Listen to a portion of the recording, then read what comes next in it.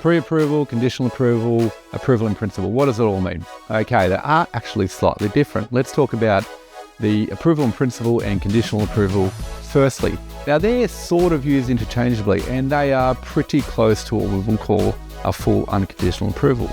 Basically, the bank puts additional conditions to you that says you must fulfill these before we can give you a full approval. And usually it can be something fairly easy, like provide an additional document. Sometimes the condition is actually fairly hard to fulfill. At least you know exactly what you need to do to get there. That is a little bit different from a pre-approval. A pre-approval is something that says, we think you can borrow this much money. In fact, if you get a transaction that you're contracted into, such as a contract of sale, we are happy to provide that money. Now, that is the old interpretation of a pre-approval, when pre-approvals were in fact fully assessed. The new interpretation of pre-approval is that this is an indication.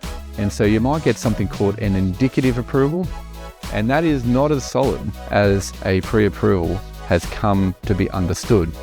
Make sure that when you talk to your broker or your bank, you understand whether you're actually getting a fully assessed pre-approval that you can rely upon, or whether it's just an indication of what they're prepared to lend you.